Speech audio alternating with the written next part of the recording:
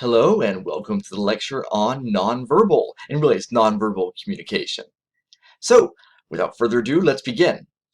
I want to start by talking about some general concepts of nonverbal communication, most of which really your book rather doesn't discuss. So I want to get into that.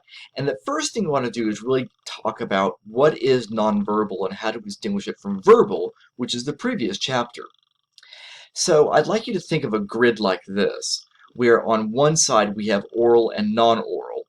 And by oral, I mean things that are spoken. All right, so oral. By the way, anything that's heard by the ear is considered oral. So whatever tell you that for.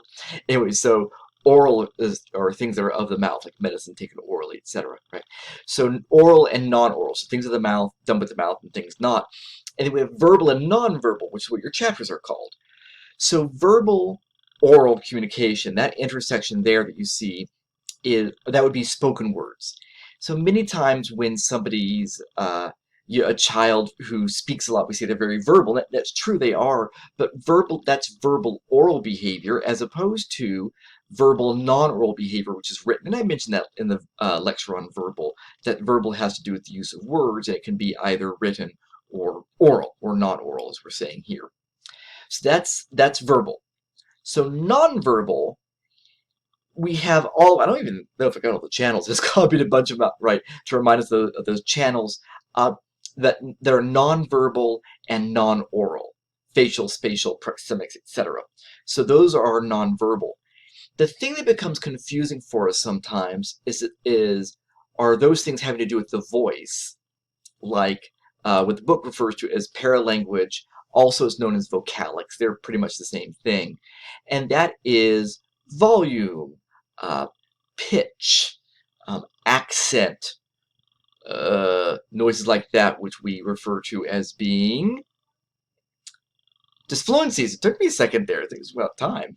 So those disfluencies. Those are oral, right, because they're coming out of the mouth, but they're not verbal because they're not words. They're about the way we're saying the words and how we're putting the words together.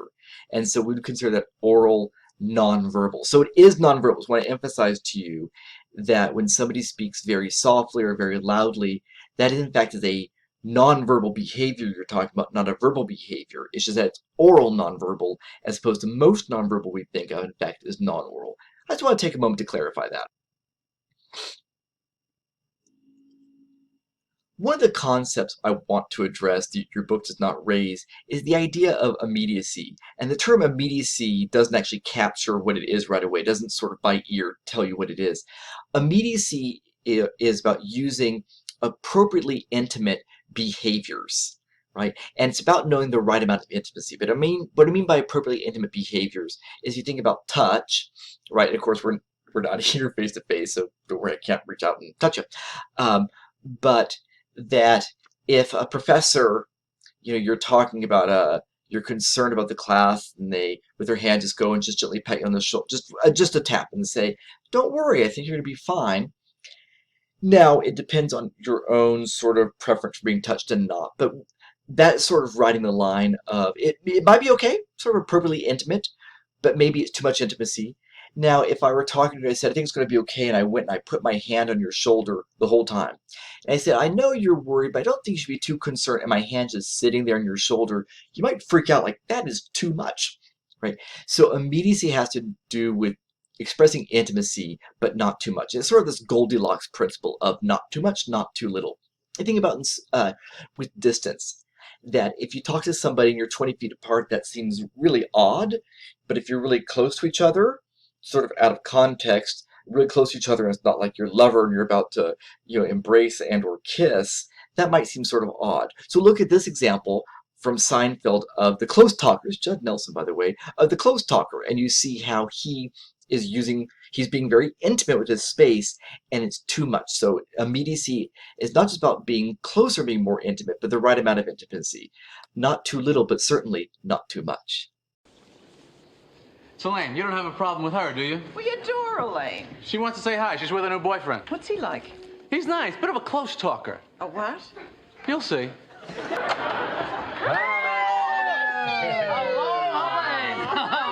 Sorry, bro. This is Erin. Hello, Aaron. Hello, Aaron. So how long are you folks in town? Oh, 3 more days. 3 more days, and then we're off to Paris. Wow. We're going with the Select Charter Group. I love France. I was just there last year. In fact, you know, I still have an envelope full of French francs. I'll give them to you. As we're talking about immediacy, a minor note here is it's primarily talking about nonverbal behaviors, but it can be verbal behaviors. So if when I'm speaking to you, if I'm lecturing and I'm giving examples, you might, for professors, I don't know, but most students like personal examples. I don't know how mine sort of run in terms of the right kind of examples that people like or not, in terms of how many or not. But if you had a professor who does, what I'm pretty sure I don't do, which was talking about every example bringing up recent fights with their partner, why their parent made them cry on the phone the other day, whatever it was, you might think, that's too much, right? So people sharing things be verbal behavior. It can be immediate or not, right? Because maybe they're either too distant or perhaps they're being too intimate. So immediacy, but we really talk about it a lot with nonverbal behavior. And in fact, research tells us that you probably like your professors most who are very immediate. By the way, I have a hard time with eye contact, in part because my eyes, I was born strabismus, long story short, so my eyes don't focus on the same point. So one eye has a tendency to look off and the other eye look the other place. And also I do have a tendency when I'm speaking to roll my eyes up and away. So I have to look at the camera because otherwise it's less immediate behavior. And we know that students prefer, people in general do prefer, those who are more immediate. So if you have a professor who always stays behind a lectern or back up in the corner behind a computer, doesn't look at you very much, doesn't move around very much, those are less immediate behaviors. You probably don't feel as comfortable with them. That's what immediacy is about. Leakage doesn't sound good. It's really okay. So nonverbal leakage is when you let something slip. And by the way, often this is how we pick up on whether or not somebody's deceiving us. We're looking for their pauses, their stutters, their looking away. Those are leakages.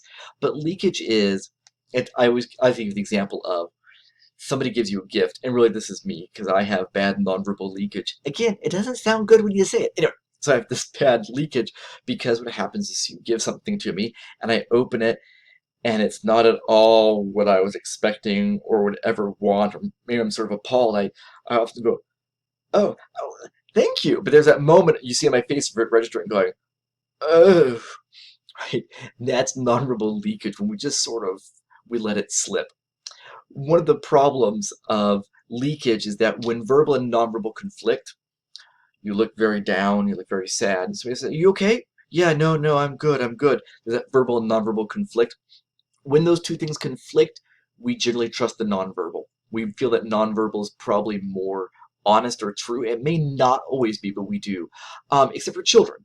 Children follow verbal cues more, and so the person seems upset, but they say, no, I'm fine. The kid says, oh, okay, then goes trotting along. But as adults, we do come to trust verbal over nonverbal. And here, by the way, is a quick example from Albert Brooks' movie Mother with the late, great Debbie Reynolds, the mother to Carrie Fisher, if you're familiar, an example about leakage. Be asleep when we get home. Why have I never heard of this man before? I would think a man that you're intimate with is pretty important. Dear, we're not intimate. We just have sex occasionally. Oh. Having gone over some general concepts of nonverbal, I want to talk about one theory with you the book doesn't really address, and I think it's really helpful and really sort of fun to consider, and that's communication accommodation theory. I don't think I've ever heard anybody call it CAT, but we do regularly abbreviate it as CAT. So communication accommodation theory, ta-da, right, is the idea that, behind it is the idea that people want social approval. We want others to like us. We want just their approval, just that they think that we're an okay dude or gal, right? That's what people want. People want social approval, and they want to avoid being stigmatized. Stigmatized is doing something that people think is weird or odd. And so, for instance, if you have an accent, and I hear this from my wife, I hear from other people who are here from Northeast Tennessee, and they talk about sometimes being afraid of how when they travel outside of this region, what people will think of them with their accent. or concerns about their voice sometimes being, or their accent being too country, right? It's because they're being stigmatized, the stigma of being from the country, which, by the way, have pride in where you're from. Appalachia is wonderful. But really, and that's a true thing, I say, having children who are being raised here in Appalachia. But so people want social approval and they want to avoid being stigmatized. So communication accommodation theory says what that does, that leads to people doing what's called converging. And this is a Howie Giles theory. And he says that people attempt to match their communication partners. So you may notice many people talk about the way that when they're visiting with family, they may revert to communication patterns that are more unique to their family.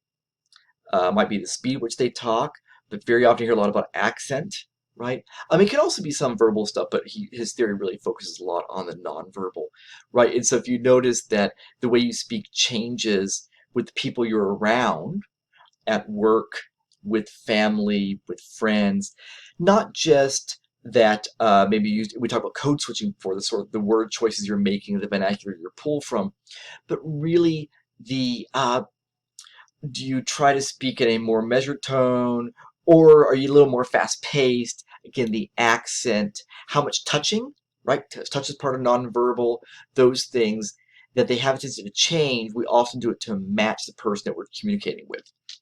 When we do that, by the way, we can only do it as much as our repertoire allows, right? Repertoire are the series of things you have to choose from. So a singer, the songs that they know that they can sing, that's their repertoire, right? And so it's only as much as you're able to adapt. I mean, I can't suddenly pick up an accent that I don't have. I can maybe just a little bit, but not much. You're not going to find me shifting to a South Carolina accent, to an East Tennessee accent, varying between Greenville and Kingsport. My in-laws being from Greenville and Kingsport, I hear a little bit of difference in their accents. But yeah, so we're limited by our repertoire of how we're able to do it. But also whether or not we do converge is greatly affected by the approval.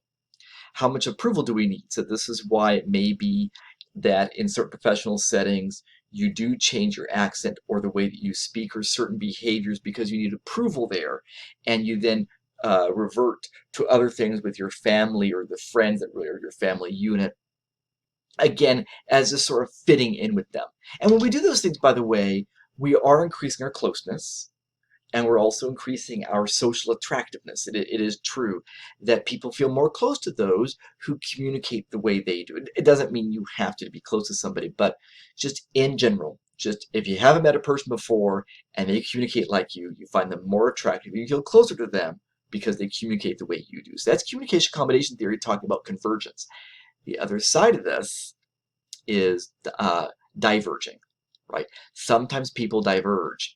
And so diverging is deciding not to speak like the other people, not to drop the G, right? So not hunting and fishing and driving, right? To not do that, to not convert to an accent, those sorts of things, to not use touch the way they're using them. And that can be done as a way of controlling or trying to create a certain sort of self-image or value, right? That you don't feel connected to them. They're saying things that you find offensive, like the words the ideas they're expressing, you find offensive. So you may find yourself not adapting to not converging, right, to their accent, not using the way they use gestures, not matching them in volume and in tone as they're getting more carried away because you're trying to distinguish yourself from them. You're diverging from them. I'm not part of you, and the sorts of things that you're saying now. Again, it's about this desire to disassociate from others, which can sound sort of mean, but again, it might be a strategy to disassociate from others.